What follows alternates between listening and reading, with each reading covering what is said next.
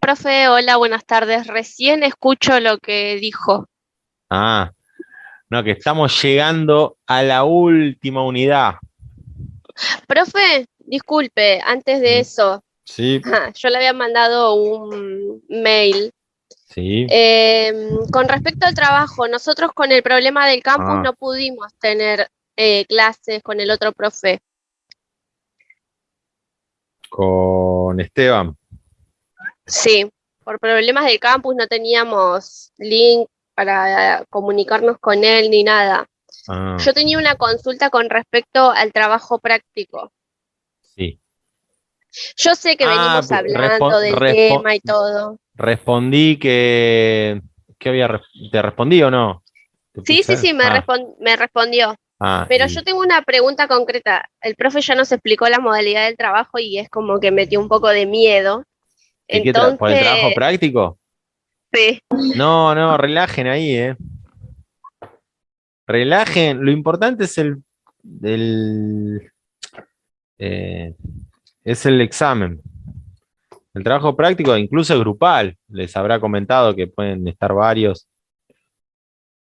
No, no, solo lo dio y dijo que iba a hacer un trabajo práctico, que el que desaprobaba no iba a poder dar final y demás. Va, el examen, perdón.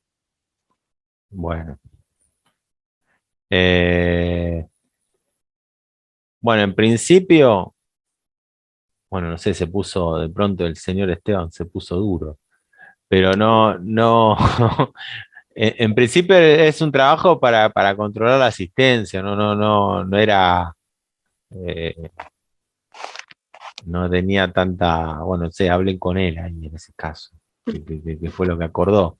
Habíamos hablado que iba a ser, o sea, así, Esteban estaba como yo, preocupados por la falta de lectura, ¿no? En el sentido de que se nota que, que por las preguntas, por cómo cuando uno consulta hay unas poquitas que responden y las demás, o no parece que ni se aproximaron a pispear a los textos. Entonces, en ese sentido, eh, habíamos pensado en que no siempre funciona, pero a veces el susto, la presión, decir, bueno, che, pónganse las pilas, pues, a ver si activan con el tema de la lectura.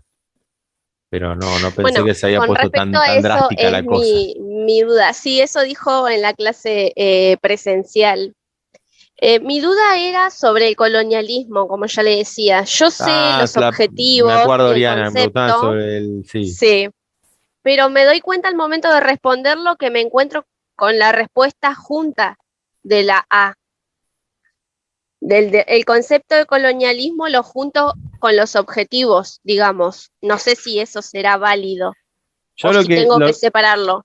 nosotros tuvimos una experiencia eh, no mala, pero no, no buena, o sea, no, no tan mala podría ser, en cuando ponemos un concepto a preguntar que buscan en otro lado, o sea, ponen, por ejemplo, oh, colonialismo, ah, yo te respondo, ponen en Google colonialismo y copian eso, y ahí está el error. O sea, hay que sacarla de Ari Recalde. ¿Cómo entiende Ari Recalde colonialismo? Bueno, para Ari Recalde, colonialismo es cuando vos no pensás con tu cabeza, pensás con como lo piensan otros, como piensan los ingleses, los europeos, ¿no? Y en el caso de Rivadavia, él cuando habla de iluminismo, vieron que dice el iluminismo, el afrancesamiento, eh, ¿cómo es? Todo eso fue implementado durante el gobierno de Rivadavia, ¿no? Bueno, eso es una forma de colonialismo. El colonialismo es un problema, porque hay un autor que ustedes ya conocen, que se llama Arturo Jaureche, que hace esta cuestión, habla de este tema para nosotros, para los latinoamericanos, los iberoamericanos. En los países en donde los imperios invaden, ahí no puede haber una influencia cultural, pero ya dominaron, ya están los soldados en la calle. Pero en países como el nuestro, en donde la invasión se buscó muchas veces, con las invasiones inglesas, con la batalla de la Vuelta Obligado, los ingleses nos quisieron invadir muchas veces y no pudieron, los anglosajones. Entonces, ¿cómo meten sus productos, su cultura? ¿Cómo nos invaden los imperios? Por el lado de la cultura, por el lado de la universidad, de las creencias, los sistemas de, de metodologías de trabajo, ¿no? Y bueno, en el caso el texto de Aris Recalde, comenta que en varias oportunidades en nuestra historia ocurrió eso. Por ejemplo, en el periodo de Rivadavia ocurrió eso, ¿no? Se produjo ese tipo de, de colonialismo cultural o colonización pedagógica, ¿no? Eso, básicamente eso es lo que hay que responder, Oriana. No sé si te llegó la pregunta, la respuesta. Perfecto, profe, ahora sí me quedó claro. Esa Gracias. Era sería, más para formar la respuesta, nada más. Gracias. o sea, esto les comento en general, ya que estamos, vamos a trabajar un tema, y además viene a colación con la unidad que trabajamos hoy. La colonización pedagógica, colonización cultural,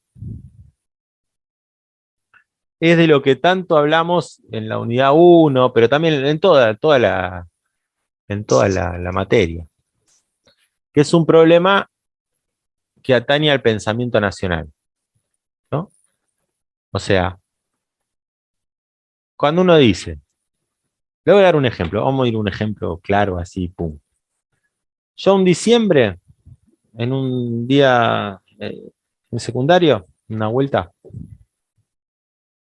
eh, estaba, estaba con unas estudiantes, ¿no? Rindiendo examen. Dicen, no, y bueno, y ahora lo que vamos a hacer es, vamos a poner el arbolito, bueno, a mí me gustan los arbolitos blancos, ¿no? ¿Por qué el arbolito blanco nevado? Y claro, pues los arbolitos son nevados, ¿no? Yo no, pero ¿por qué un arbolito nevado? ¿Qué tiene que ver? No, no, porque en tal película está nevado y esto, y nieve, y ojalá que nieve, profe. Yo le digo, no, pero estamos en diciembre, no va a nevar.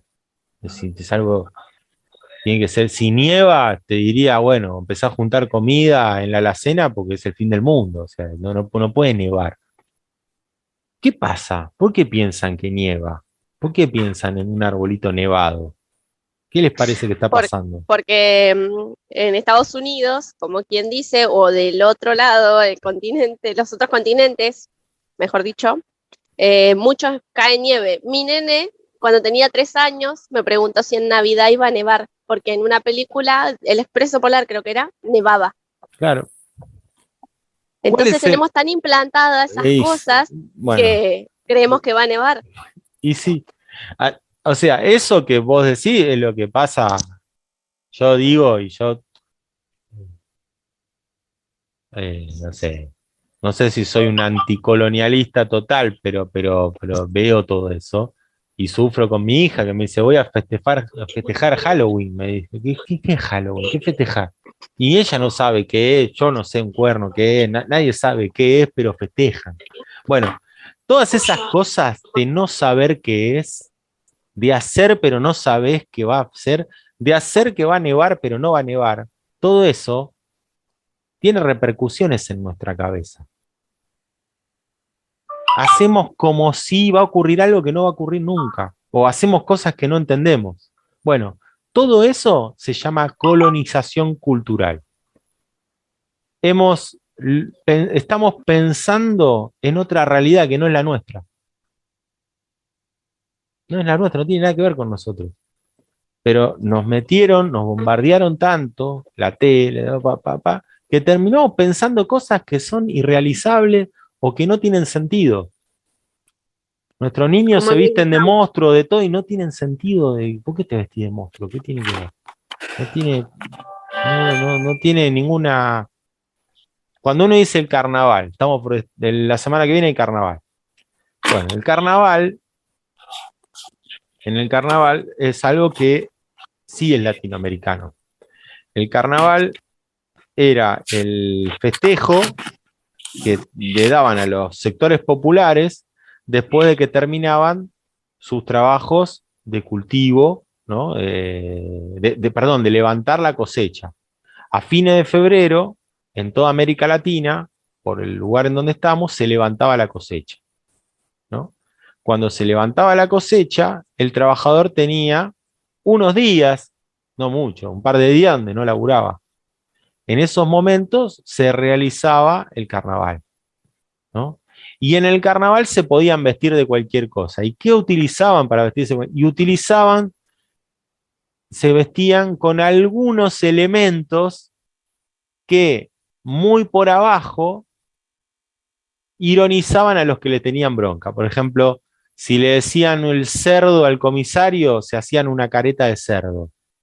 Entonces todo el pueblo sabía que estaban riéndose del comisario, enfrente del comisario, el único que no sabía era el comisario.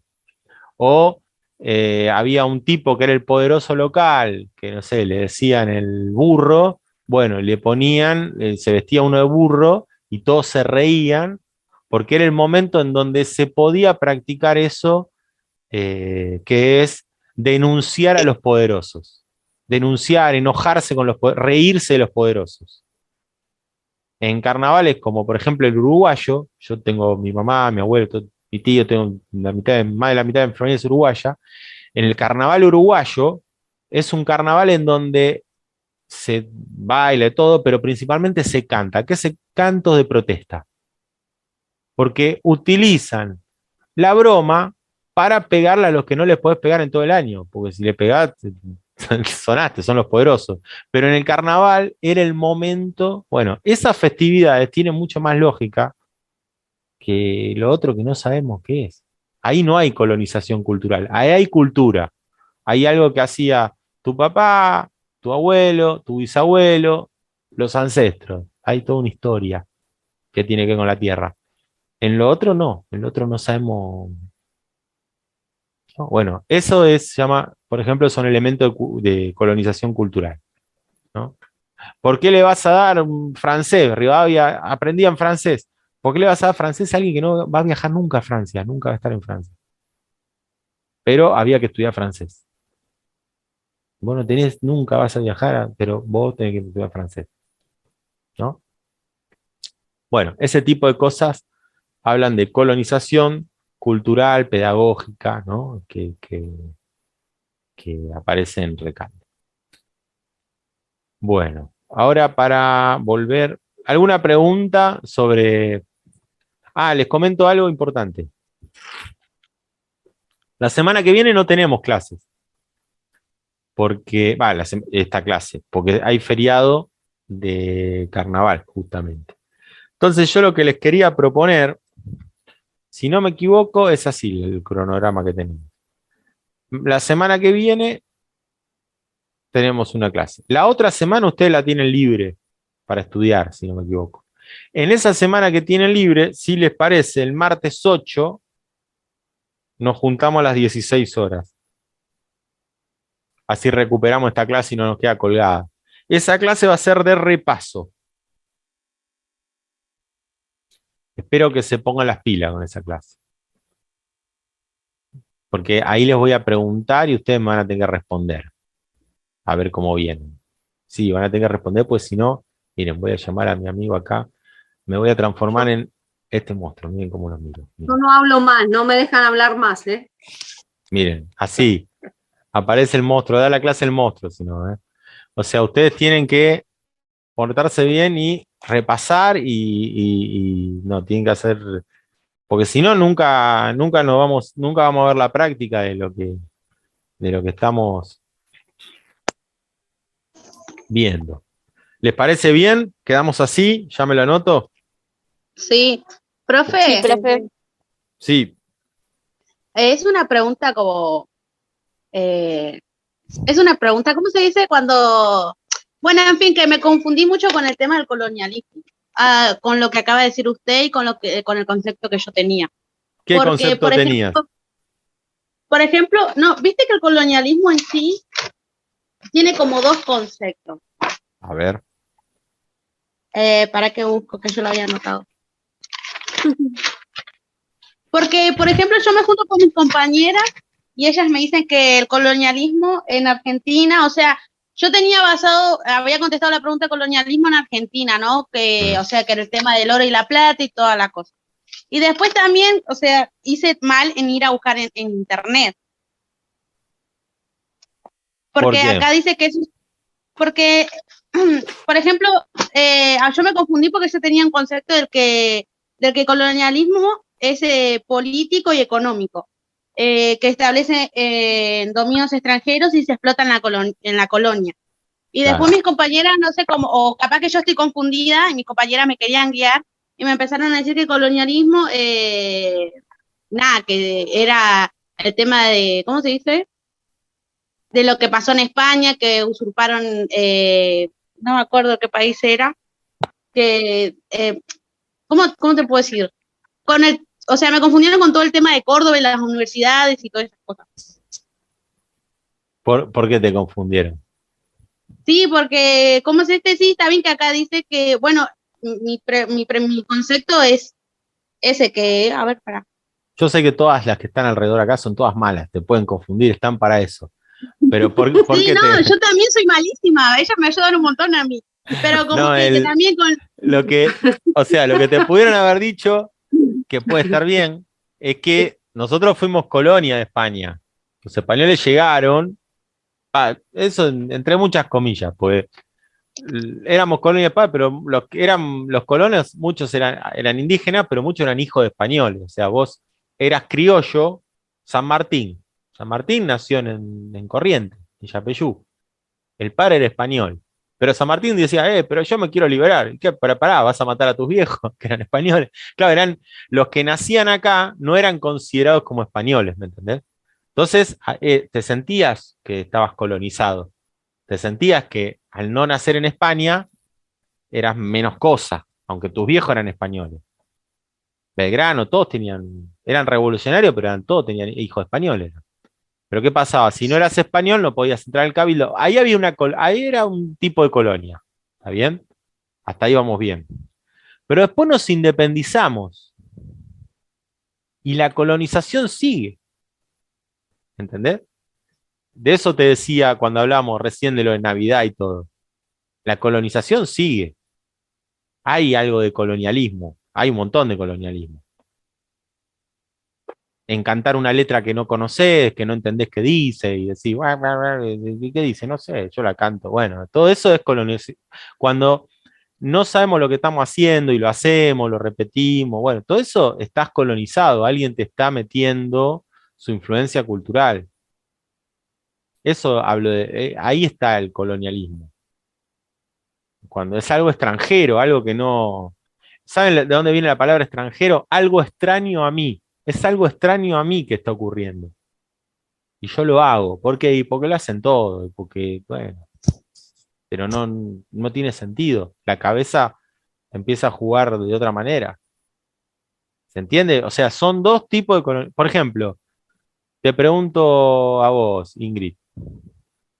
¿Hoy sufrimos colonialismo político en el territorio argentino? ¿Todo el territorio argentino está ocupado por argentinos? No, ¿Por qué? porque hay extranjeros, sin que se ofenda a ninguna compañera. No. Los extranjeros, América recibe a Venezuela, a Colombia, Perú, Uruguay. Esos son nuestros hermanos de patria grande, eso es así. Pero ¿no tenemos territorio ocupado por extranjeros? Sí tenemos. ¿Cuál? Las Malvinas. Las Malvinas están ocupadas por los ingleses. Es territorio argentino ocupado por los ingleses. Ilegalmente. Un territorio que nos pertenece. Eso es colonialismo político. Territorio Okay, argentino ocupado por Inglaterra. No es, no hay uno, no, y eso que para el caso América Latina, hoy vamos a ver un texto, esta es la unidad que hablamos de la patria grande, América Latina, como dice un autor, en cierta manera es un solo país. Tenemos historia en común, idioma en común, costumbres en común, problemas en común. San Martín, cuando cruzó la cordillera, no dijo voy a Chile. La palabra Argentina empezó a aparecer en 1840. San Martín, cuando cruzó la cordillera, estaba liberando América. Decía estoy con americanos. Y después de Chile, gente que nacía en ese territorio, con gente de Mendoza, con algunos uruguayos, con algunos bolivianos, fueron a Perú. Y cuando fueron a Perú no dijeron, estoy liberando a Perú. Están liberando a América. Nuestra historia empezó como una historia en común, ¿no? Tengamos en cuenta eso, ¿no? O sea, no fue una historia de... No nacimos como argentino, como uruguayo, como chileno. No fue así. Eso empezamos de otra manera. Después, obviamente, los intereses particulares de cada sector fueron separando al territorio. Pero nosotros nacimos como una sola cosa. Eso ténganlo en cuenta. También, hasta si vas más lejos, oh, los pueblos originarios. Sí, los pueblos originarios, ¿de dónde son originarios? De Mongolia. Cruzaron por el estrecho de Bering hace 15.000 años. Aunque les pese a muchos, sí, ¿qué? ¿Cómo venimos de Mongolia? Y sí, son los pueblos que vinieron de Mongolia. No tenemos al humano originario. Vinieron de Mongolia hace 15.000 años, cruzaron por el estrecho de Bering, llegaron a Tierra del Fuego. En este territorio, si tenemos que decir quiénes, había fauna, flora y fauna, eso deberían ser los dueños. Si uno dice, ¿quién estaban? Y estaban eso. Y así es como una... ¿Me siguen? O sea, lo que quiero decir es que cuando uno va a la historia tenemos una historia en común, todo lo contrario a, a decir, no, que no vengan los latinos. Los latinos tienen mucho más que ver con nosotros. Lo que es raro para nosotros sí es lo inglés, lo norteamericano, todo eso, cada vez que aparecieron en nuestra historia o nos invadieron, como las invasiones inglesas, la batalla de la Vuelta Obligado, la ocupación de Malvinas, o vienen a pedirnos plata o a exigirnos plata, ¿no? O sea, eso es así, aunque nos cueste, es así. Como para cerrar y ahora pasamos a la unidad. ¿Qué hay en la frontera entre México, entre Latinoamérica y Estados Unidos? ¿Qué hay en la frontera hoy? Un muro. Un muro. Clarísimo. ¿Hay un muro de Estados Unidos a Canadá? No. Pero hay un muro. De Estados Unidos a Latinoamérica hay un muro.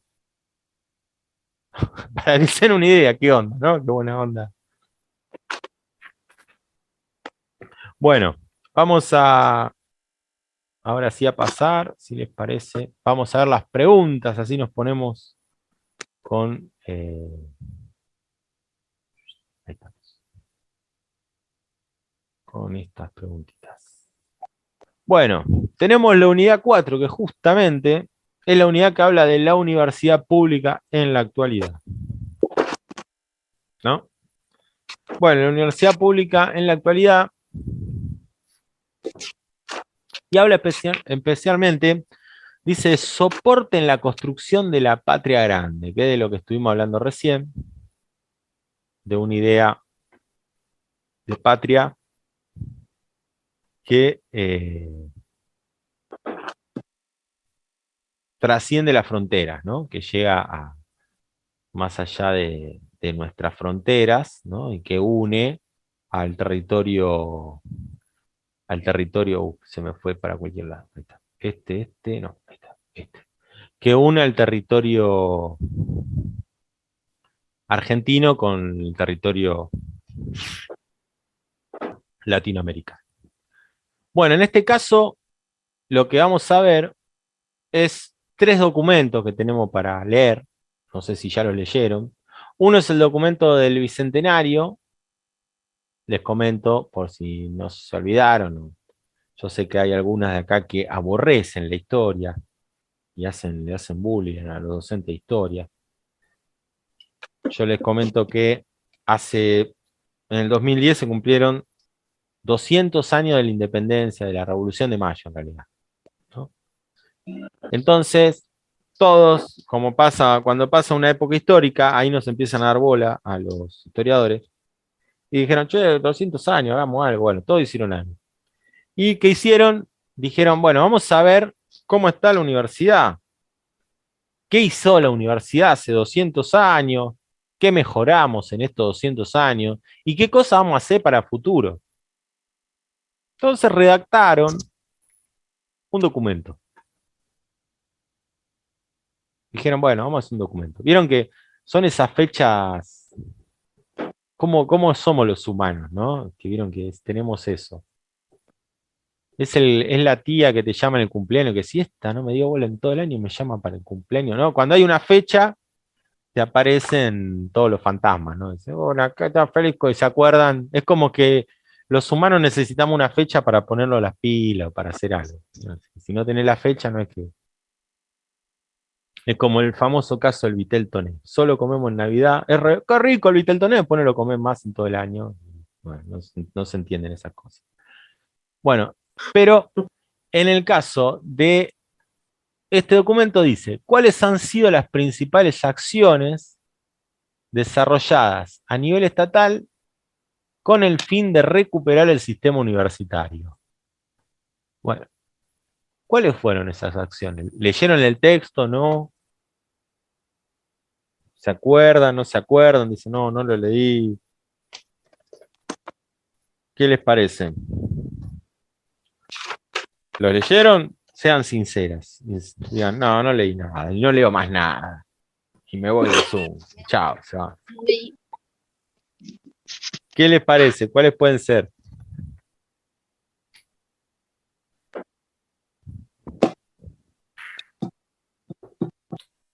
¿Por qué?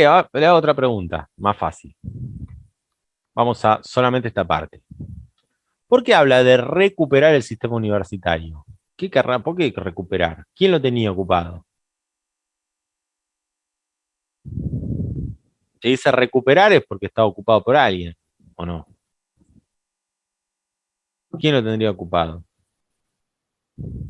Puede que sea por los españoles, por lo que están en la iglesia y todo eso. No. En este caso, lo que está ocupado era por los sectores de poder, digamos, la élite. O sea, la idea es que el sistema universitario esté la mayor cantidad de gente, y durante mucho tiempo no estuvo la mayor cantidad de gente. Entonces, bueno, ¿cómo lo recuperamos? ¿Cómo podemos, o cómo se intentó recuperar? ¿De qué forma? ¿No? Sí, en parte, una cosita sola te tomo lo que decís, Ingrid, que está bien.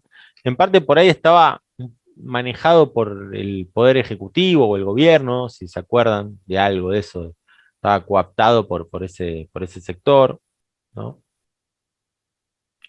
Pero bueno, lo que vamos a encontrar es, acá lamentablemente, como es un documento, son pocas hojas, pero es un documento, lamentablemente van a tener que, digo, lamentablemente a mí por lo menos me parece que no está bueno, pero van a tener que, digamos que, estudiar por ítems, ¿no?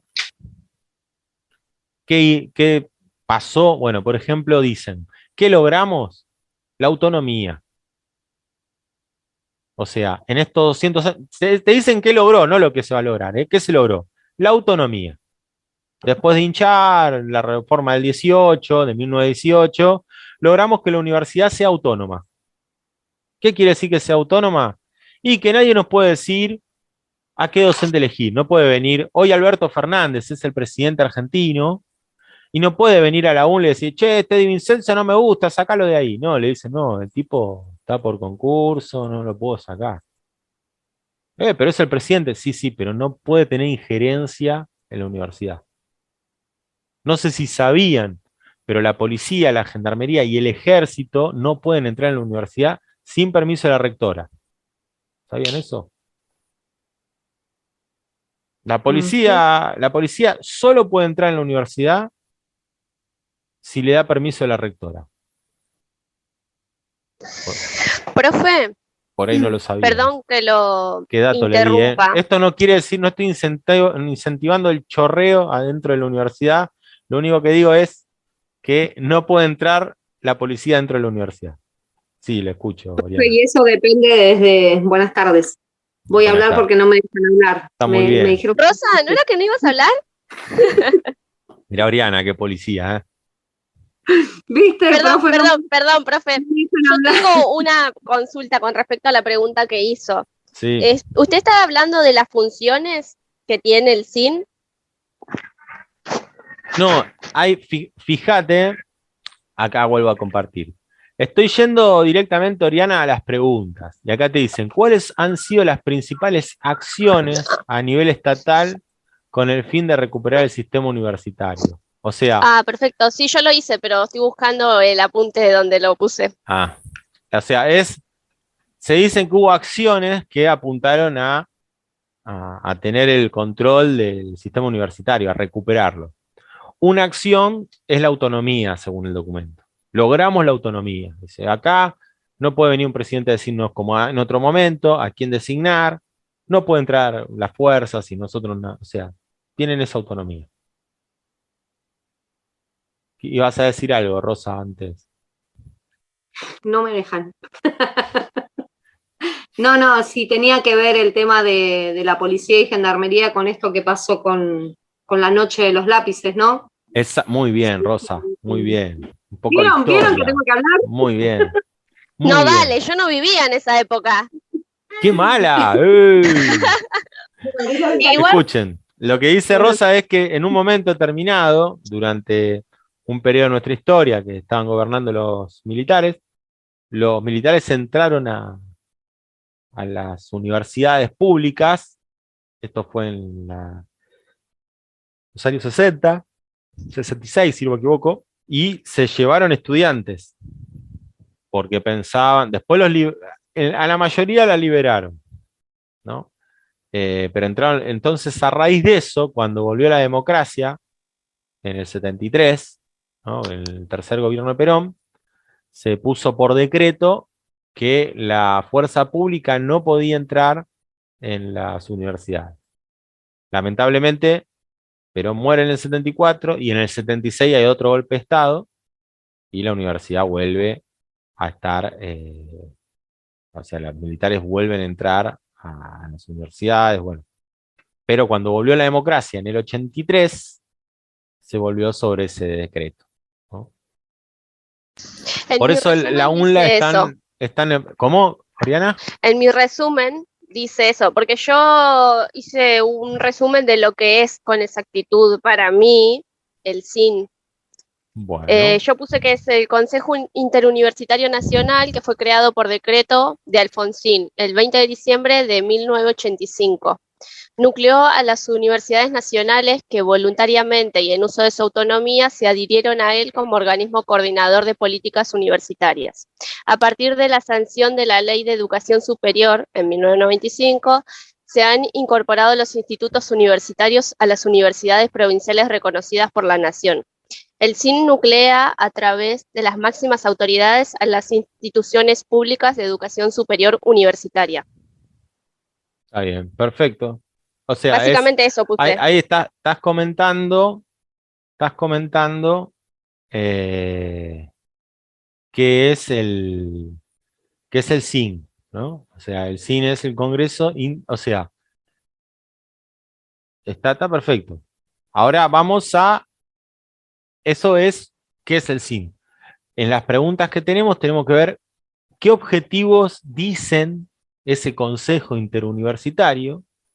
¿Qué es el SIN? Es un consejo en donde formaron parte todas las universidades, representantes de las universidades, y se pusieron a pensar, ¿qué se hizo de bueno en las universidades en estos 200 años?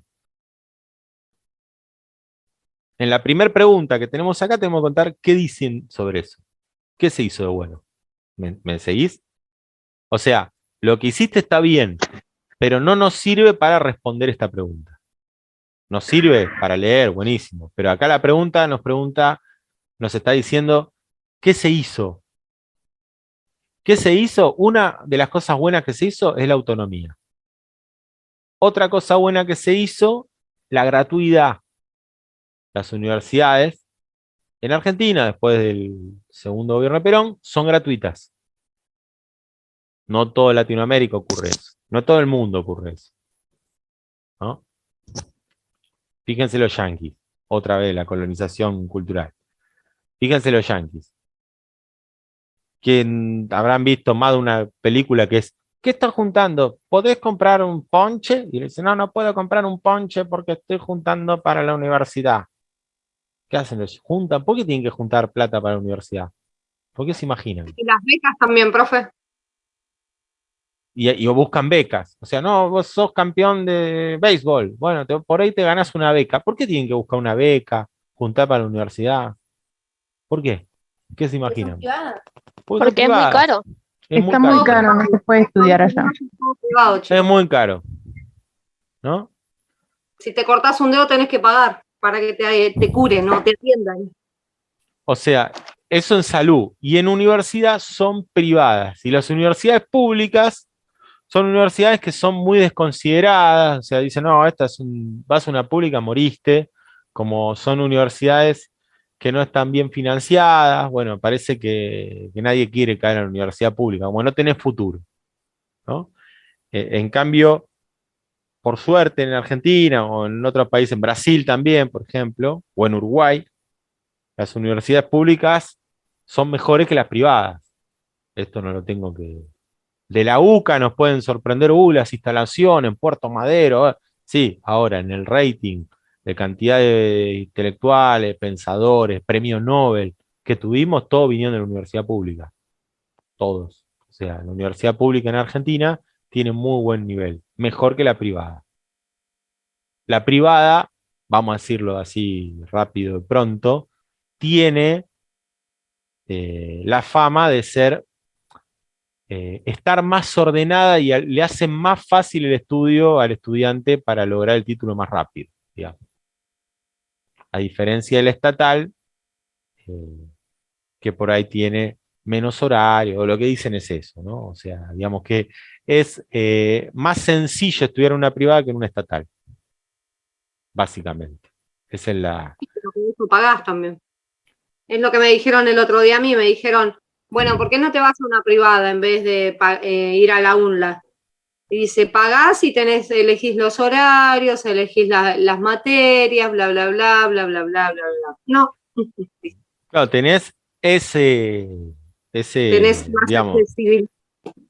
tenés más facilidades. Yo no quiero ser malo y decir, más allá de lo que pienso, puedo decir, bueno, tienes más facilidades. Ahora, así todo, las universidades, se considera, hay un análisis de la CONSUDEC, o sea, hay organismos que analizan y dicen que las universidades estatales son mejores que las privadas hoy en día y siempre, históricamente. Bueno, se está por cortar, ahí volvemos y seguimos respondiendo. Recién estamos por la 1, hoy estamos muy charletas. Ahí volvemos. Y no Y te eso digo que a no vos, hablé. Rosa. No, no sos vos, Rosa. Fíjate todo lo que habló Oriana hoy. Y todo lo que habló Ingrid. ¿Viste? ¿Viste? Bueno, Gracias, ahí volvemos. Ahí volvemos. Bueno, seguimos ahí mientras van sumándose los y las compañeras. Vamos acá, esto. Ahí va. ¿Más?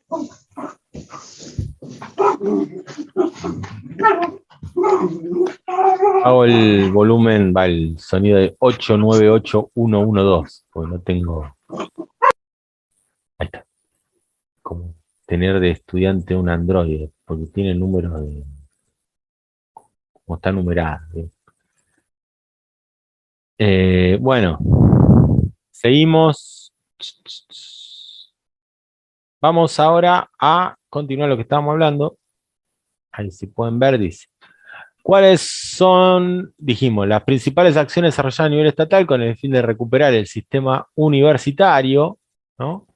Dijimos que uno es la autonomía, dijimos que otro es la gratuidad, dijimos que, o decimos ahora, uno es la libertad de cátedra, o sea, el docente que toma una materia,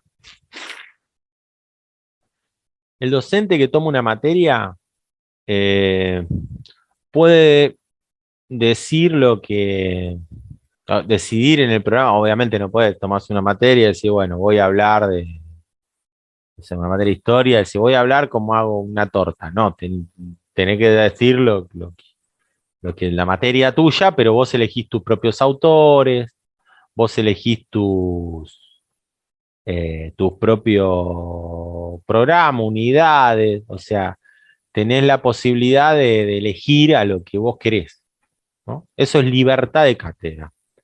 Después hay cogobierno, o sea, está el gobierno de la provincia de Buenos Aires, el gobierno nacional, y está el gobierno de la universidad.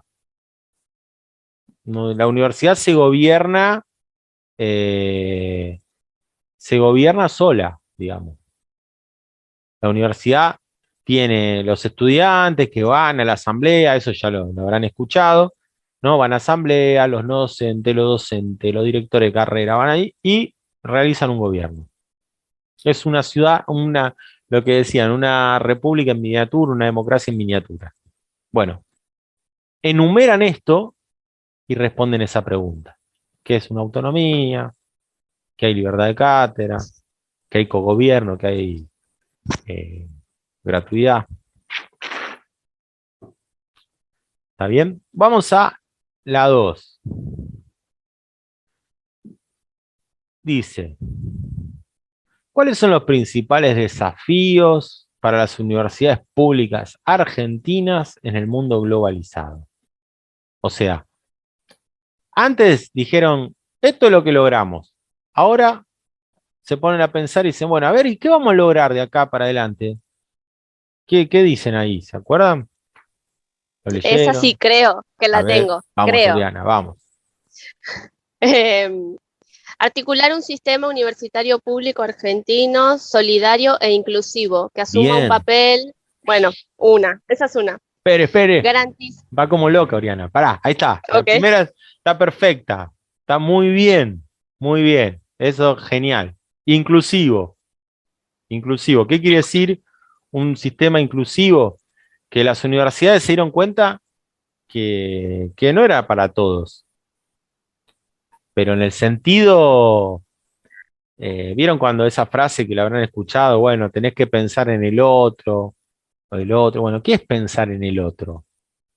Pues yo digo, no, pero a la universidad pueden ir todos. Y sí, pueden ir todos los que son como vos, que tienen posibilidad de La universidad escuchar. es un sistema capaz de generar oportunidades. Claro, Carola, Para acá, imagínate que uno dice, todos pueden ir. Ah, bueno, pero vos tenés dos piernas, y hay gente que no tiene dos piernas. ¿Y está preparada la universidad para alguien que no tiene dos piernas? ¿O las tiene y no las puede usar? ¿O está preparada para alguien que no puede escuchar?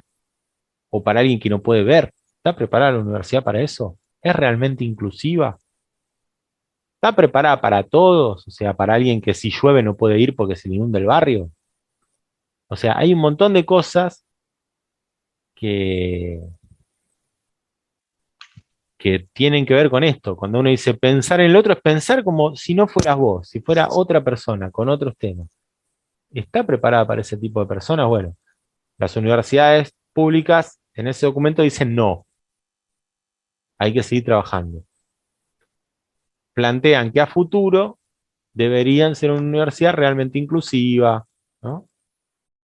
¿Qué es eso, ser inclusivo? ¿No? A veces se confunde y es solo, no, tema de género. Es sí, pero fundamentalmente es incluir a aquellos que están excluidos por diferentes razones. Por diferentes razones. ¿No? Si una persona tenés una dificultad motora y no tenés rampas en ningún lado, y parece que la universidad no lo hicieron para vos. Parece eso. Después, bueno, pero parece que el que la hizo no pensó en alguien así.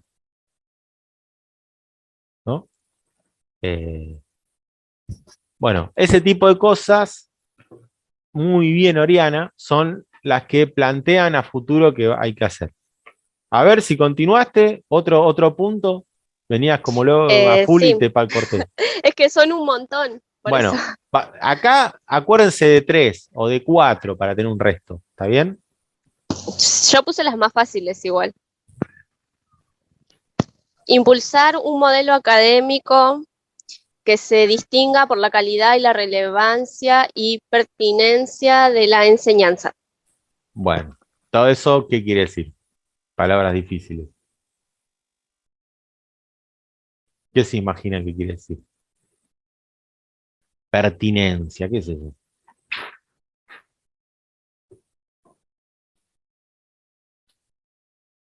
Lo que quieren decir ahí, a ver si que ahí la quería hablar, este puso verde, que es como, no las veo y parece. Esto es como cuando en el aula, en presencialidad, hacen así y decir, ah, bueno, ¿qué querés decir? No, me estaba dando la mano, pero no, están como. Bueno, lo que quiere decir pertinencia es que los docentes sean pertinentes para el área. O sea, si estamos en una materia en la Universidad en Argentina, bueno, que la dé gente eh, que tenga relación con la historia en la Universidad en Argentina, que sepa. O sea, no que vas ahí, un tipo que nunca en la vida le gustó historia, estudió historia, te esté dando una clase, no tenga título o tenga título otra cosa. Sí, te la puede dar, pero no va a ser de calidad. Va a ser algo que el tipo o la tipa van a tocar de oído, que sea pertinente. En historia tengo que historia, en sociología lo de sociólogos, en antropología los antropólogos. Eso quiere decir. Después te sumo una más que me interesa a mí, porque dice promover la dedicación docente, incrementar, o sea, que nos paguen como se debe a los docentes, por favor, esto como a futuro decir, bueno, páguenle bien al docente universitario, no lo tengan ahí como un pobre tipo. Eso también es importante, promover la dedicación docente.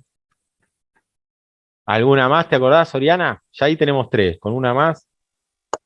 Profe, Sí, Carola. a mí me gustó avanzar en el control de la deserción emergente de causas académicas, por ejemplo, la Ese formación está previa, bueno. la falta de apoyo, la Exactamente. excesiva duración de formación de grado. Bueno, me parece muy Eso está atinado. muy bien, Carola, porque Porque sabes tiene que que ver con todo lo que afecta es muy al común eso, alumno la deserción. y es algo que es continuo, La deserción. A más mí, a mí me pega muy mal eso, porque sabes que me encuentro, como yo soy del barrio, me encuentro, no sé, estoy acá por el centro de Banfield, Maipú o por Lanús, y me encuentro exalumnos, pero no porque terminaron la carrera, porque dejaron de estudiar, por diferentes razones. Dicen, no, yo estuve un par de años, pero, profe, me puse a trabajar y o sea, y no hay un control de la deserción. ¿Qué quiere decir control de la deserción? Que esto lo digo como una mea culpa a todo el sistema universitario. Mañana, por ejemplo, vos, Carola, decís, che, no voy más. Y difícilmente tengas un llamado de la universidad diciéndote, hola, Carola, ¿qué te pasó? ¿Por qué no venís? Y a veces esas cosas están buenas, ¿viste? No digo que te convenzan para volver, pero que está bueno que tengas un control de la deserción. ¿Por qué se fue esa persona? ¿Qué pasó? Hasta mira que lo que te digo, por algo serio. Puede ser, no, me fui porque me maltrató un docente, ¿viste? Y vos no tenés ganas de denunciarlo, o no tenés ganas de. O me fui porque, no sé, porque no me gustó la carrera, bueno, está bien, pero son cosas que son importantes, el control de la deserción. Así que está bueno también que lo remarque. A mí eso por ahí me toca de cerca. Yo tengo un nene de 1 año y medio y en el jardín de la UNLA ya se abrieron las inscripciones, creo que el año pasado, no recuerdo bien. Sí, en octubre, por Y ahí. claro, y por mi casa no hay jardines, y hay privados y la verdad que con lo que trabajo no me alcanza para pagar un jardín. Claro. Entonces estoy en esa de o llevarlo conmigo al aula cuando empiecen las clases o dejar porque no tengo quien lo cuide. Entonces eso también, las madres, que no sé si solteras, pero que no tienen la posibilidad con los chicos o gente que trabaja, como ya dijeron, gente mayor que piensa que no puede, Bueno, lo del bueno, jardín, son muchas. te digo que es muy bueno. Eso está. realmente te soluciona la guardería, digamos, ¿no? Te soluciona poder estudiar. Que en otro momento, Eso no existía. eso no, En la mayoría no existe en realidad. ¿viste? O sea, para los que, los que pueden, los que están cerca, es un golazo el jardín, tener esa posibilidad. Sí, sí, ni hablar. Eso está bueno. Esa es una política, por ejemplo, que sí es inclusiva. O sea, vos podés ser madre y podés estudiar. Porque si no, es muy lindo la palabra, inclusivo, pero vos decís, sí, está todo bien. Pero si vos no me brindás una posibilidad para que yo deje a mi niño cuando estoy estudiando, medio que no me estás incluyendo. Claro, Bueno, ahí ya es totalmente excluyente. claro, sí, bueno, pueden estudiar todo lo que no tengan un niño de 1 año, 2. Bueno, entonces, ahora sí, ahora te da esa posibilidad. Después, bueno, viene el jardín, que ahí ya tenés más, digamos, a los 3, de 3 para adelante, ya ahí tenés más oferta de jardines, por ahí uno puede guiarse más, ¿no? Tener más posibilidades. Pero la guardería sabemos que en general son costosísimas, o sea, eso sale en dineral. Bueno, vamos a continuar con la 2, que dice: ¿cuáles son los principales desafíos para las universidades públicas argentinas en el mundo globalizado? Ah, esa es la que estamos respondiendo ahora. La que hicimos. Vamos a esta, cuando dije la 2 estoy leyendo lo que dijo. Documento de rectores. Este es el documento de rectores. A ver cómo vienen con las lecturas. ¿Por qué dice documento de rectores a conmemorar los 400 años? ¿400 años de qué? ¿De qué serán?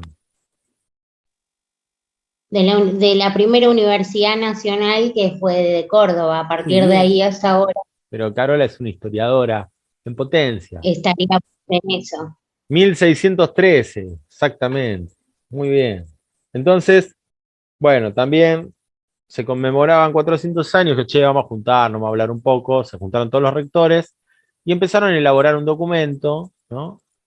En donde ellos explican, dice, bueno, a ver, cuáles son el compromiso que debe asumir hoy la universidad pública. Vamos a verlo. Bueno, el compromiso, yo acá hay 4, ¿no? Que importantes, vamos a marcar 3. La universalización de la educación superior. ¿Qué querrá decir esto? ¿Qué querrá decir?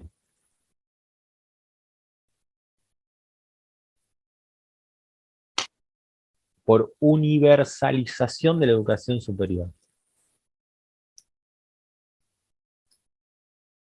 ¿Qué les parece? Es que todos puedan estudiar. Bien. Universalización quiere decir que sea universal la educación superior. Nosotros tenemos educación primaria, educación secundaria y educación superior. Superior es la universidad. ¿Qué problema tenemos en la universidad? Que no todos pueden acceder. Entonces, un desafío que plantean es que todos puedan acceder. ¿Está bien? Otro desafío es la innovación y cooperación para la producción y apropiación social del conocimiento científico. ¿Qué querrá decir con apropiación social? ¿Qué se imaginan? Apropiación social. ¿Qué es eso?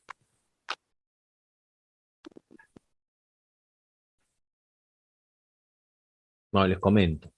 Quiere decir que lo que vimos en la unidad 1, que nos apropiamos de lo social. O sea, nosotros decimos, bueno, todo esto que realizamos tiene que de alguna forma volver a la sociedad, nos tenemos que apropiar de lo social, ¿no? Entonces, bueno, mecanismos de cohesión, integración, crecimiento, producción académica cooperativa, bueno, todo lo que ya sabemos, ¿no? O sea, ese compromiso hacia lo social de la universidad. Profe, ¿te puedo contar algo sobre esa palabra? Sí. Yo tengo a mi nene que es en adopción. El chiquito que yo tengo es en adopción. Y durante los primeros 5 años que él llegó a casa, estuve con miedos y casi pude haber ido presa por esa palabra apropiación. ¿Por qué? Porque desde que pasó esto de los militares, el tema de que te dejen un niño en tu casa sin documentación, sin nada, te lleva a que vos te podés apropiar de esa criatura. Entonces, con Lautaro, como la que lo tuvo, no me había dejado documentación, después la hice, con niñez y todo lo que venga, yo estuve 5 años casi como encerrada por el tema de la apropiación. Tenía que esperar que el nene hable para que él diga con quién se quería quedar. Y en los primeros 2 años fue no poder hacer muchas cosas porque yo no era nadie. Entonces tuve que ir a abogados, niñez y todo, y demostrar que yo solamente quería el bien de la criatura, si no yo podía ir presa por ese tema. Wow, qué lío. Así que de esa palabra apropiación la tengo muy grabada acá adentro. Hablé por algo importante, chicas. Bien. Sí, es una palabra, no suena muy, muy bien, digamos. No es muy buena para mí. No muy agradable. Para mí. Bueno, ahí.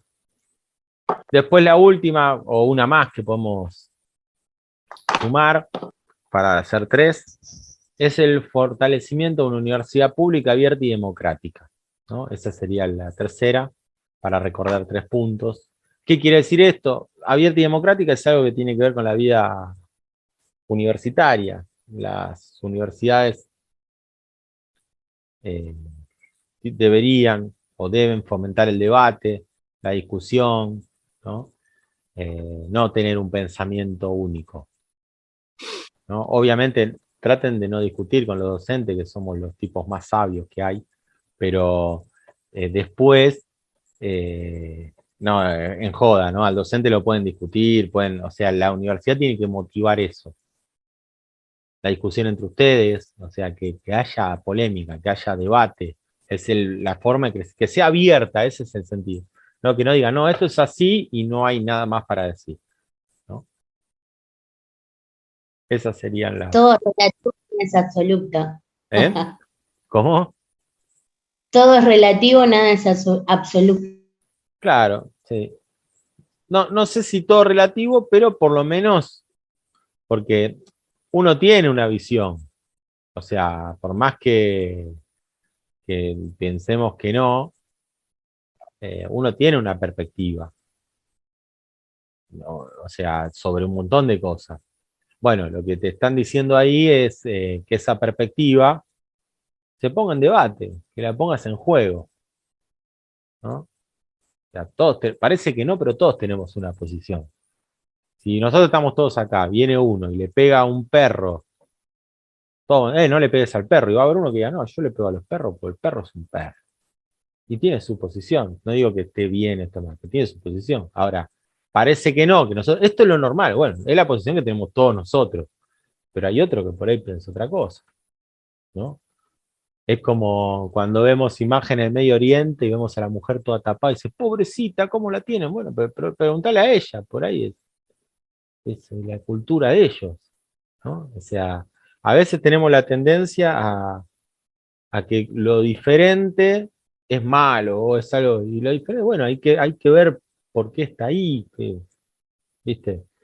En ese sentido, bueno, tenemos que, eso es lo que proponen, tener esa mentalidad abierta en la universidad. Si no la tenemos en la universidad, es muy difícil encontrarla en otros lugares, ¿no? Es un lugar en donde podemos pensar. Bueno, ahora vamos a ir al texto de Metol Ferré. ¿Conocen a Metol Ferré? No.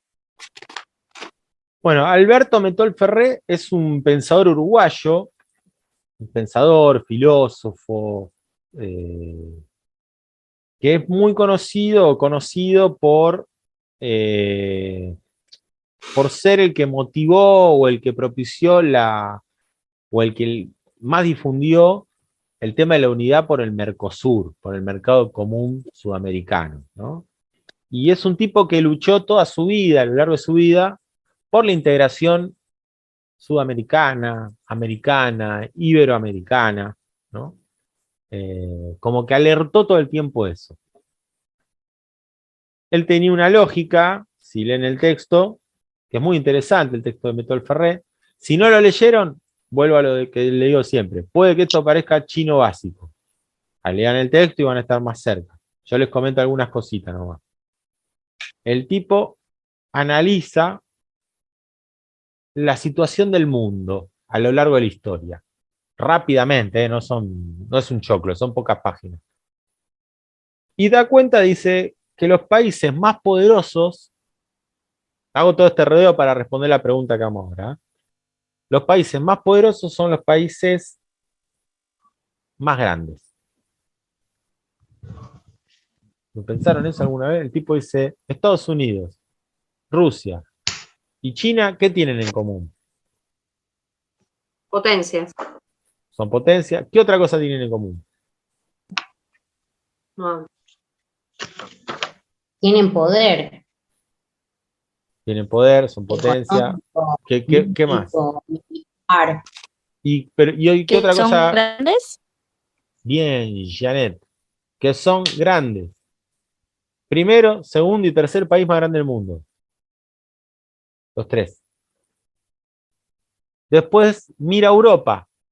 ¿Cómo ahora todos los países europeos? ¿Qué pasó con los países europeos? ¿Qué hicieron? La Unión Europea. Se unieron. Ahora hay un euro. Tienen una sola moneda para toda Europa. El euro. Se unieron. ¿Por qué? Porque vieron que ante estos tres gigantes, si no te unís, estás frito. O sea, ¿qué es unirte? Que vos tenés una economía en común, con el cual negociar, te le plantás diferente. Yo soy el dueño, ojalá, el mejor alfajor que reina, impera en el planeta Tierra, que es el capitán del espacio, ¿no? Entonces yo voy con el capitán del espacio y digo, bueno, le voy a vender a los franceses, ¿no? Entonces, agarran los franceses y dicen, qué buen alfajor, la verdad, Messier, increíble, mándemelo. Pero de pronto los alemanes le pegan un llamado a los franceses, che, pará, no me das el alfajor del espacio, que nosotros tenemos el alfajor Frankfurten, que es espectacular. O sea, y si traes el alfajor del espacio, capitán del espacio, nos va a matar la competencia. Entonces los franceses, ¿qué hacen? Dicen, no, disculpa, no te lo puedo comprar. ¿Qué hace eso? Fortalece la economía alemana, ¿no? Porque no me deja entrar mi alfajor. Pero los franceses también se garantizan de algo. ¿De qué se garantizan? ¿Por qué hacen eso? ¿Por qué se imaginan que hacen eso? Aunque quieren el alfajor, ¿por qué si le dicen los alemanes que no va a entrar el alfajor, no lo traen? ¿Qué esperan los franceses después? Que los alemanes hagan lo mismo. ¿Me siguen la idea? Si yo digo, bueno, yo estoy en la Unión Europea, yo no entro en el alfajor porque compite con el alemán. A mí me sirve, pero a Alemania no. Entonces yo espero que en un mañana, si le hacen algo a los franceses, le quieren vender algo a los alemanes, que a mí no me conviene, los alemanes digan que no, porque somos unidos y solo se vende y se compra lo que estamos todos de acuerdo. Haces una economía fuerte. ¿Me siguen la idea? Entonces, la Unión Europea es un freno a los chinos, a los rusos y a los yanquis, que dicen, bueno, nosotros estamos unidos. Es más difícil que entren cosas acá. Si la fabrican los suizos, yo no te voy a dejar entrar algo de afuera. Bueno, él ve que lamentablemente en América del Sur estamos todos desunidos en Latinoamérica. Dice que una forma de penetración de la producción extranjera es que no estamos unidos para poner un freno.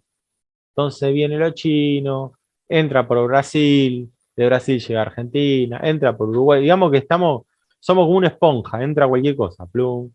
Y cosa que entra, cosa que no se fabrica acá. O cosa que compite con lo que se fabrica en Argentina, o en Uruguay, o en Chile, o en Perú, o en Bolivia. Y cosa que no se fabrica acá, menos laburo para acá. Es algo que recae en falta de trabajo. Imagínense, esto es chino, este celular es chino, un montón de cosas son chinas. Esto representa trabajo chino. Atrás de esto hay un montón de chinos trabajando. O 3 chinos, no sé, y una máquina, pero hay chinos trabajando acá. Acá hay mano de obra china, no hay mano de obra argentina, ¿no? Todo eso genera actividad en China, laburo en China, el chino no necesitará buscar laburo, elige, a este, ¿dónde voy? Bueno, todo eso repercute en la economía nacional. Entonces, ¿qué dice Metol Ferré? Metol Ferré va a decir que es necesario la unidad continental. ¿Me van siguiendo la idea? O sea, para que poder competir con estos gigantes, tenemos que estar unidos. Ahora bien, ¿hasta acá llegamos bien? Vamos Perdón, profe, por ahí nada que ver lo que voy a decir. Pero quizá esa unidad no se logra por las diferentes economías de cada país. Un presidente que es de un grupo político que quiere tener una economía como la de Estados Unidos, es lo que hace, copiar y recibir también. ¿Cómo copiar y recibir? No entendí. Ellos quieren un modelo parecido al de Estados Unidos. Bueno, acá muchos políticos también cierran campaña con música de allá, ¿no? Y lo que quieren hacer es libre comercio, creo que era. Sí, libre comercio, estamos muertos. Eso nos mata. Eso no nos beneficia a nosotros, porque acá se producen muchas cosas, pero se supone que Argentina no es capaz, que es malo lo que generamos. Claro, el problema, Oriana, del libre comercio es que vos no tenés libre comercio, fíjate, ni Rusia, ni China, ni Estados Unidos, y la Comunidad Europea manejan libre comercio. ¿Por qué? Porque ellos producen. Entonces, si vos producís, a vos no te conviene dejar abierta la puerta, porque si no, pará. Si dejo abierta, entra algo de afuera que me puede imposibilitar a mí vender lo que hago. Entonces, ¿qué es preferible? No, si yo estoy haciendo celulares, yo no voy a dejar que entren celulares de afuera. O sí que entren, pero le voy a poner un impuesto más grande, para que no compitan con el mío. Eso no Igual todo eso también tiene que ver a la colonización que hablaba antes, porque claro, uno piensa que un Samsung es mejor que creo que un TCL, que es el que se hace acá, el Tierra del Fuego. Ni hablar, eso es la colonización, sin duda. Ahora, también es la posibilidad que vos le das. Si vos traes del mercado algo que es más barato y es más bueno y todo, y bueno, eso te termina generando una competencia que no te sirve. Entonces, ¿qué dice Metol Ferré? Metol Ferré dice, no, tenemos que unir a los países. Una unidad continental. Porque si no, vamos a depender siempre de lo de afuera. Entonces, ¿qué hace con esa unidad continental? Y ahí va la primera pregunta, todo esto es para eso. ¿Cuáles son? Dice, y además te voy a contar que esto que te comento de la unidad continental ya ocurrió. Que nosotros nacimos como una unidad. Entonces nos empieza contando que antes todo este territorio era el mismo. ¿Cuáles son los antecedentes históricos de la unidad continental que reconstruye el autor? Bueno, el periodo de la colonia, que éramos todos un territorio, Virreinato del Río de la Plata. ¿No? Después va a decir, y además después, cuando nos fuimos una federación, en la federación estaba la banda oriental, parte de Paraguay, Bolivia, o sea, estábamos todos. O sea, entonces él dice, si voy a los libertadores que nos libertaron de España, tanto San Martín como Bolívar pensaban como americanos. Ese es el antecedente. Antecedente es como ¿qué había antes? ¿Qué pasaba antes? ¿Siempre fuimos uruguayos? ¿Siempre fuimos argentinos? ¿Siempre fuimos paraguayos? No, no siempre fuimos. Lo que hablamos al principio, éramos parte de un todo. Todo ese Latinoamérica era unida. ¿No tiene que ver con el concepto de patria grande y patria chica, profe? Tal cual, Florencia. Tiene que ver con el concepto de patria grande. La patria nació como una patria grande. Esa era la patria, ¿no? O sea, la patria era una patria que era la patria americana.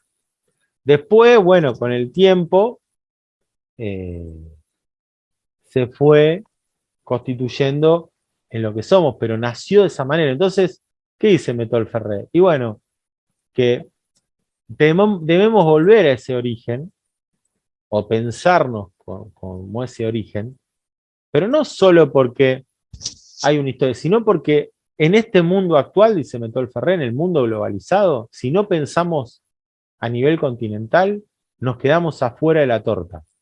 No vamos a repartir, no nos va a quedar nada. Nos comen los gigantes. Nos comen los gigantes. Como que, más allá de todo lo que a uno le puede gustar o no, lo que dice él es peligroso seguir como países aislados.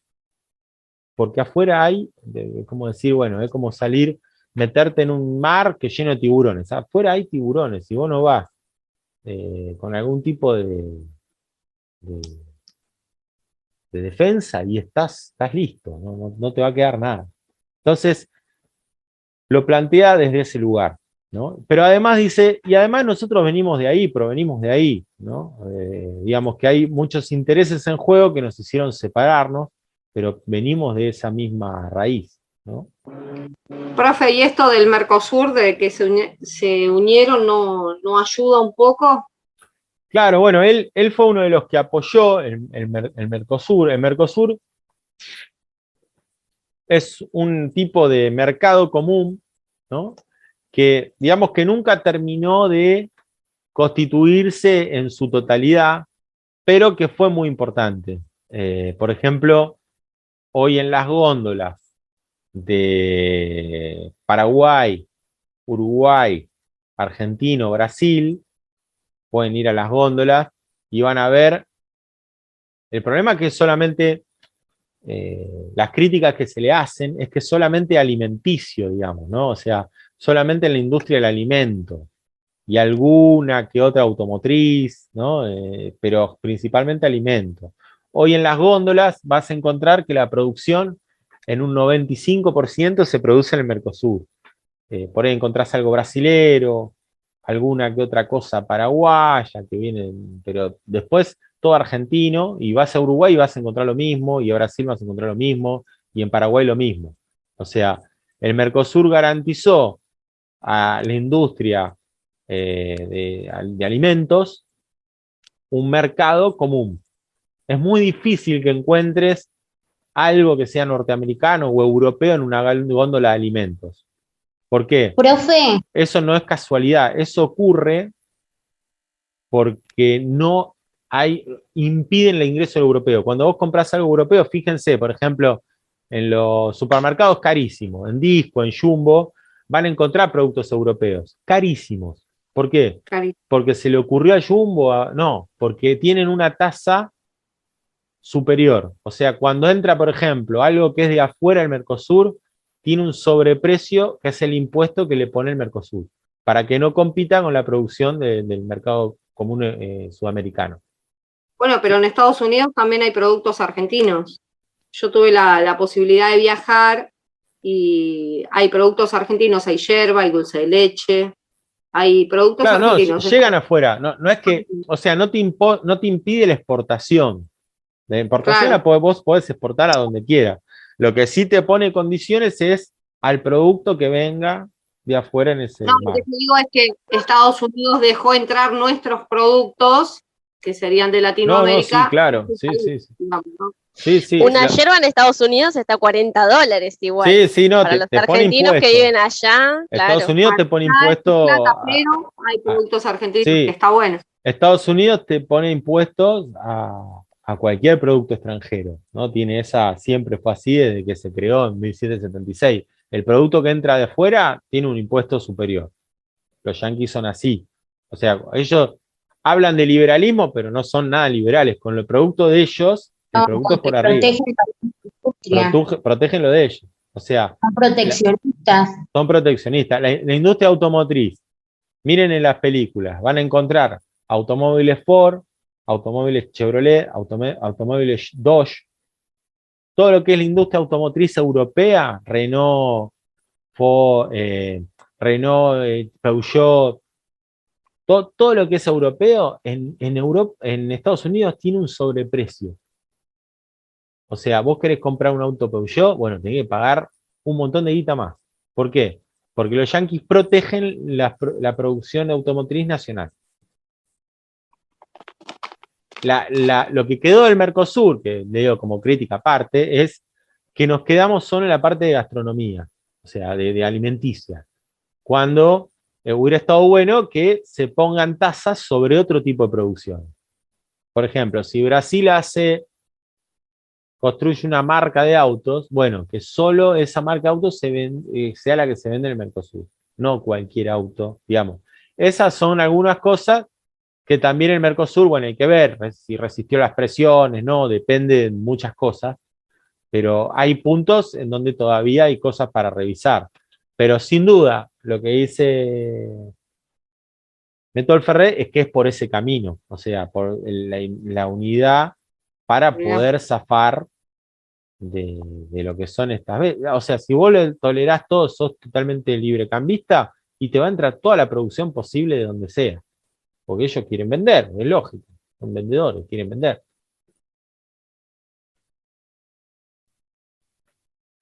Carola, ¿querías decir algo? Falta un minuto, volvemos al mismo link, ¿eh? Interrumpí, me parece. No sé si me escuchás, Carola. Bueno, si no, vamos a hacer así. Cortemos ahora y ahora volvemos al mismo link. Así terminamos con... Nos quedan, ¿cuántas preguntitas? 2 preguntitas. A ver si llegamos a responderlas. Bueno, ahora volvemos al mismo link.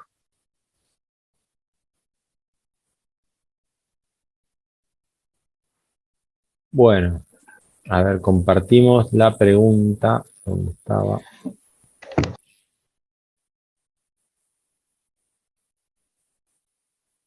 La pregunta 2. Esta en general es como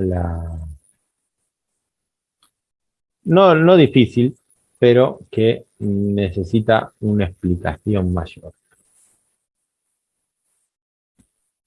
Bueno, ustedes saben que aprovecho también, ya que estamos, me vendo rápidamente el producto. Voy a sacar esto. Cuando uno dice Patria Grande, yo les había dicho, ya que estamos les voy a mostrar, les había dicho que yo trabajo en el Centro de Integración Latinoamericana, como para los que les interese el tema. Está acá, así lo ven. Porque saben que tenemos un atlas latinoamericano nosotros, ¿sabían? Lo voy a poner. Acá. La verdad que no, profe, ni ¿No? idea. Bueno, miren cómo trabajamos. América Latina, esta es la página. Tenemos el atlas. Miren lo que es el atlas. Todo esto es. Bueno, tenés las unidades, te metes acá. Todos los capítulos. Bueno, esto lo tenemos para el que quiera saber de Latinoamérica, ¿no? Tenemos una revista. Miren todo lo que se hace en la UNLA. Bien, ahí está. Todo lo que, bueno, lo que tenemos para... O sea, el lugar, el espacio que le damos a... El espacio que le damos a... ¿Cómo se llama? Uy, se me fue todo en cualquier lado. Acá, esta pregunta. El espacio que le damos a Latinoamérica en la universidad, ¿no?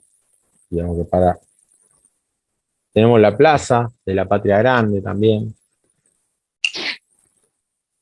Y también les comento eso porque el centro se llama Manuel Ugarte y la pregunta 2 dice, ¿en qué modo se puede vincular el centro de estudios este que le comentaba, se llama Manuel Ugarte, dice, ¿en qué modo se puede vincular los valores que expresaron los representantes de la generación del 900 con lo que postulan la unidad continental en nuestros días?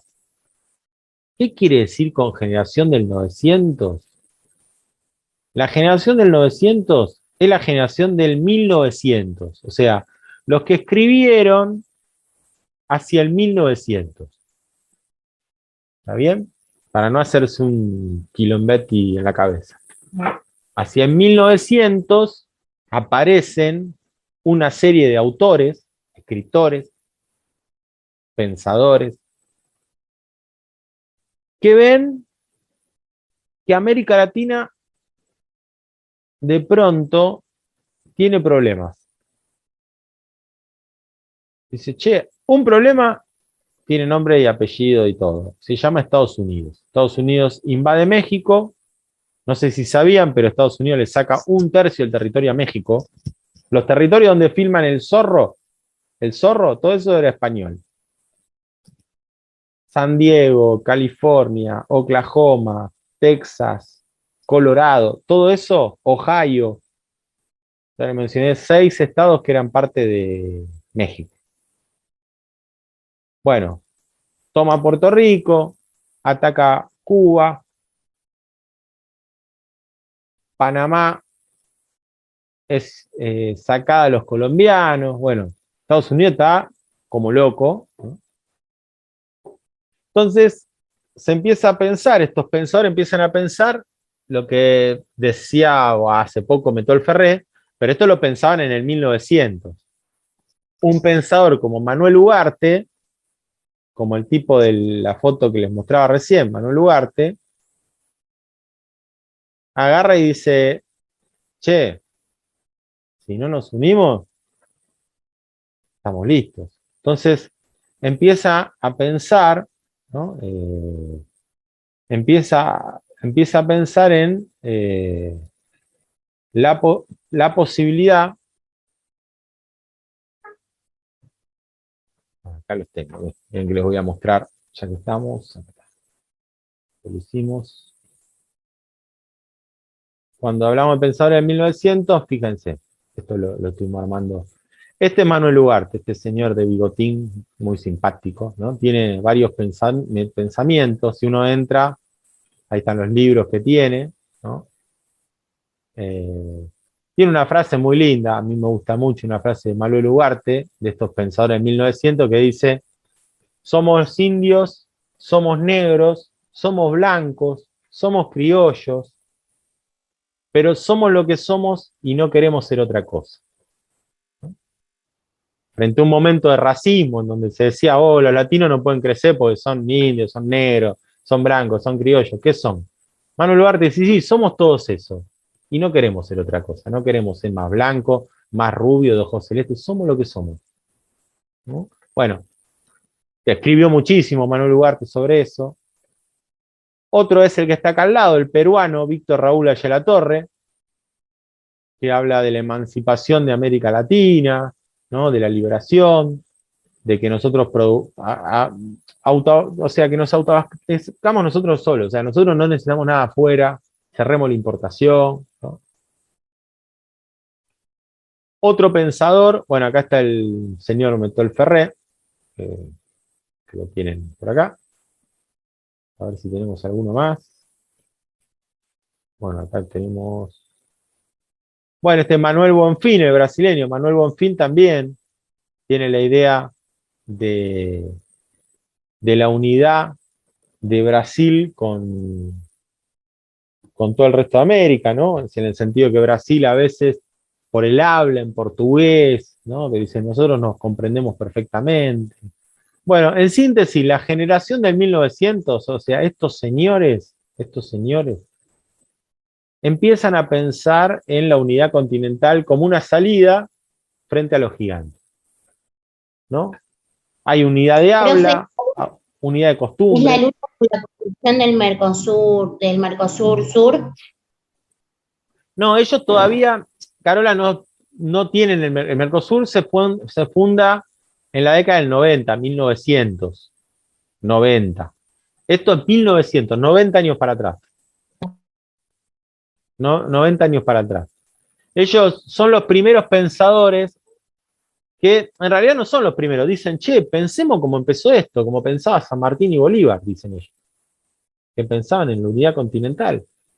¿Por qué nos fuimos separando tanto?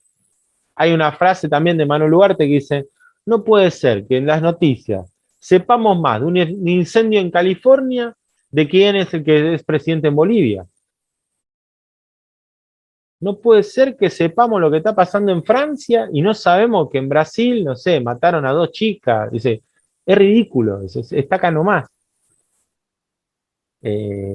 Víctor Raúl Ayala Torre, como Manuel Ugarte, viajan por Latinoamérica y dicen, yo la verdad que voy a Brasil, voy a Chile, voy a Uruguay, voy a Bolivia, y no tengo mucho problema para hablar con la gente, nos entendemos rápidamente. En cambio, cuando voy a Francia o voy a Estados Unidos, es muy difícil entenderme con la gente allá. Por cuestiones de idioma, por cuestiones de costumbre, por cuestiones de trato, que es cálido en Latinoamérica el trato, mientras acá afuera es frío, dicen ellos. Te tratan como si fueras extranjero, como si fueras algo extraño. En cambio, en Latinoamérica, dice Manuel Ugarte, todos me tratan como un hermano. Bueno, ese tipo de hermandad no es que surge de la nada, es que venimos de una misma raíz. Que venimos de una misma raíz.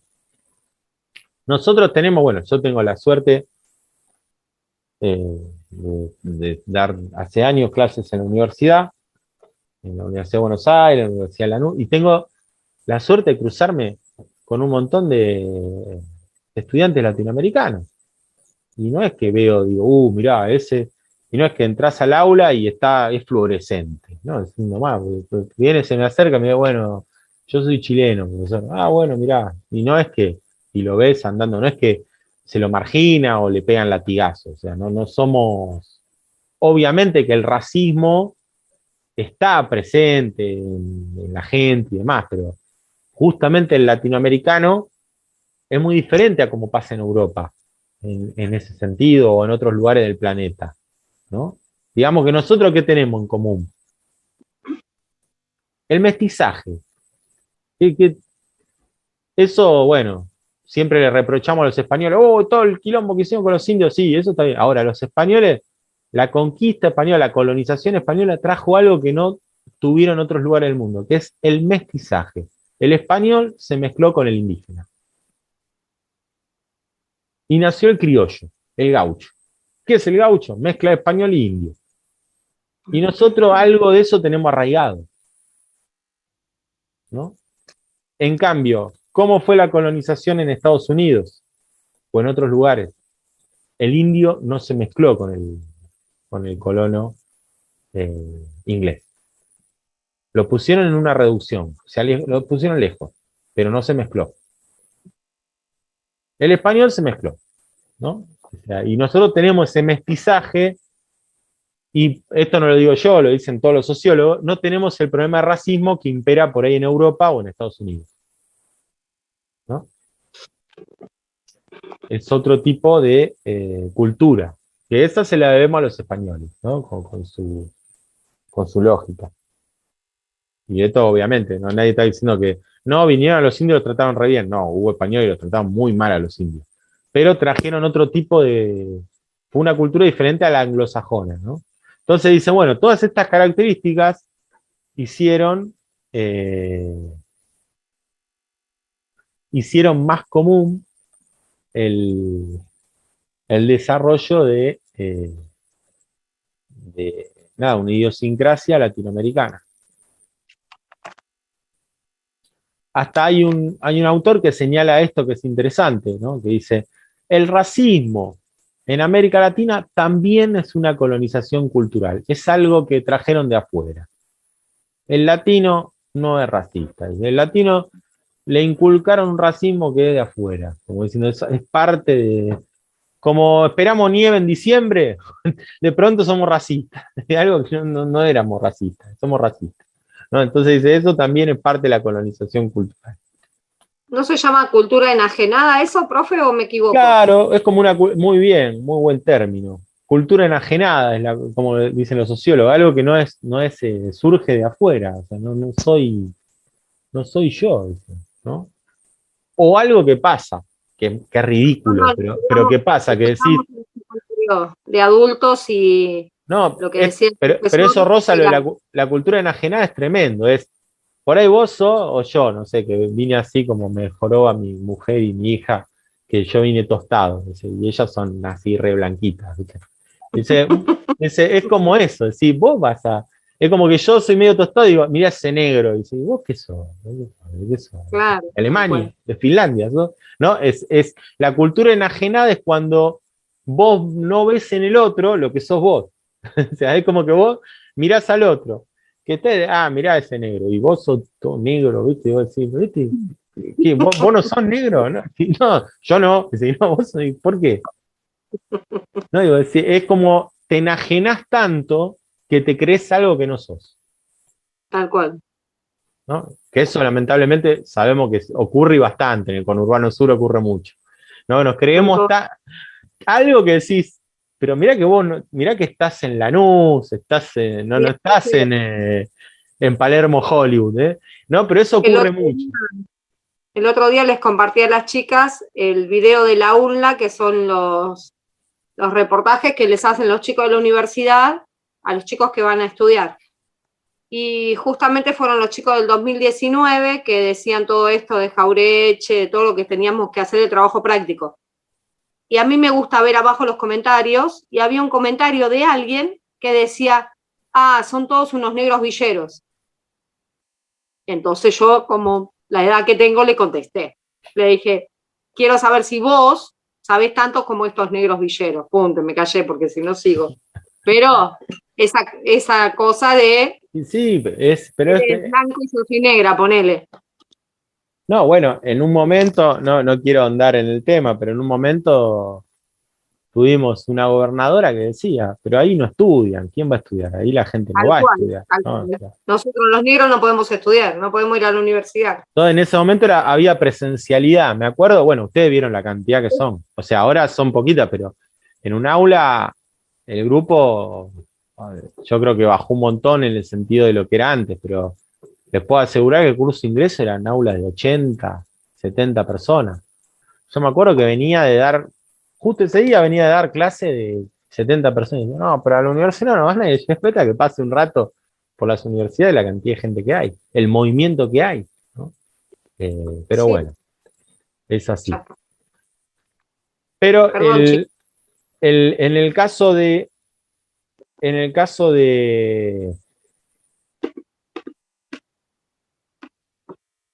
vamos a la última pregunta antes que se nos vaya, que se convierta en calabaza la carroza, ¿no?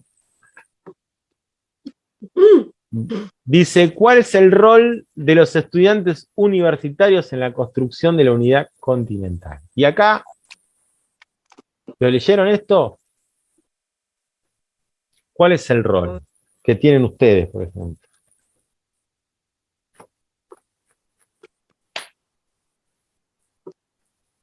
Bueno, les comento que le da un lugar fundamental.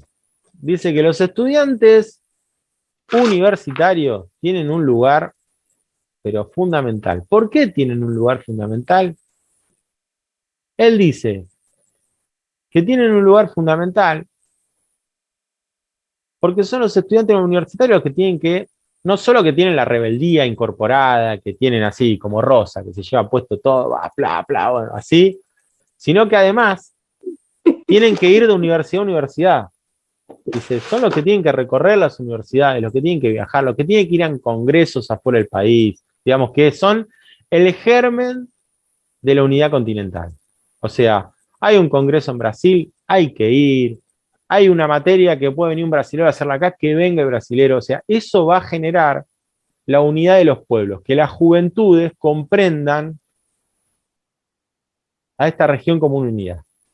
que vengan a estudiar venezolanos, peruanos, chilenos, o sea, y que nosotros también tengamos esa posibilidad de movilidad.